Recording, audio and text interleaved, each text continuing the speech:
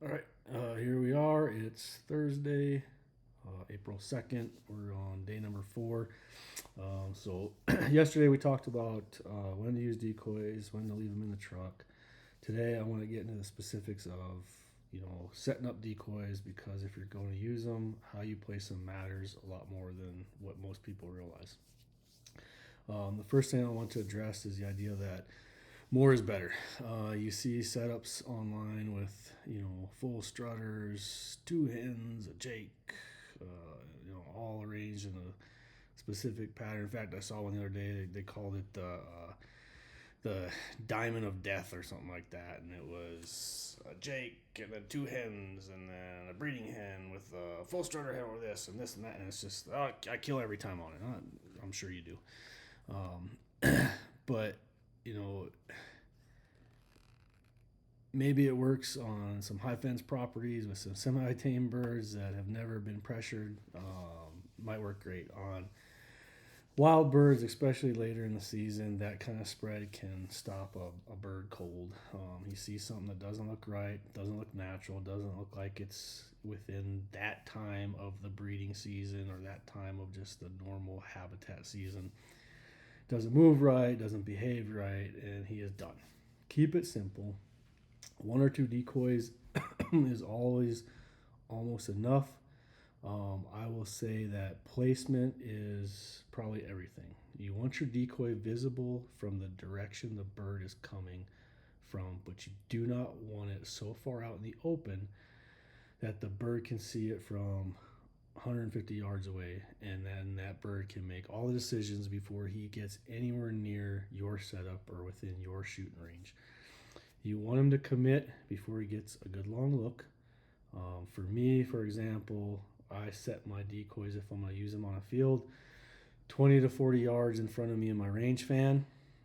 That's my shooting area, in a spot where he's going to see it when he is already inside my comfortable shooting range. The way the decoy is facing matters too. This is what I learned that, you know, a hen decoy facing away from an incoming bird triggers his instinct to get in front of him. And same with even a Jake decoy triggers that instinct in an incoming bird to get in front of him, show off, or get in front of him to fight. He wants to be seen, so it pulls him towards you. A hen decoy facing him gives him less reason to close any of that distance because she's already looking at him. So he's already got the attention in his mind. So small detail, but big difference. Also, don't face your decoys at you where you're sitting.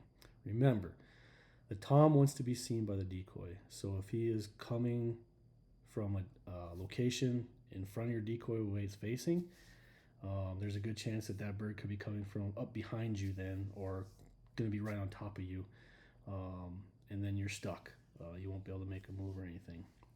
If he's coming in from behind the decoy and the decoy's facing you, so you're sitting in front of that decoy, there's a good chance that that bird will be looking at you the entire way as it's coming up behind that decoy. So have those decoys facing, within your shooting area, but facing to your left or to the right, away from the expected direction that the tom's coming in. If you're gonna run a Jake decoy, understand what you're doing. You're issuing a challenge. A lot of people just throw them out there because that's what they see online. Like, oh, I'm gonna throw a Jake decoy out there, but you're issuing a challenge. So sometimes they'll come in hard and aggressive, looking for a fight. Dominant birds, fired up, early in the season.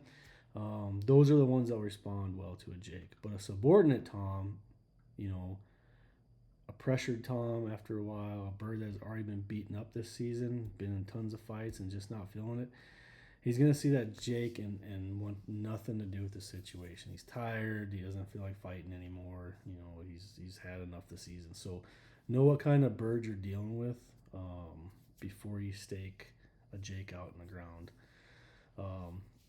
And think about your background too with your setups and everything as you're putting your decoys out. You want to be set up with a good cover behind you and your decoy out in the front in the open.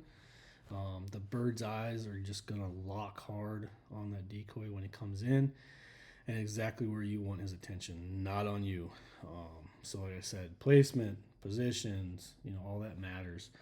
The last thing that I'll say is there's no decoy setup in the world that fixes a bad location. And I have seen perfectly placed decoys in spots where no self-respecting turkey was going to ever show up because it's not their habitat. And I've killed birds in spots with no decoy at all because I was in the right spot. I knew where the birds were. I knew that's where they were gonna be. So the setup is secondary to the location and the location of where the bird's coming from. So do the scouting first, then worry about decoys even if you need them.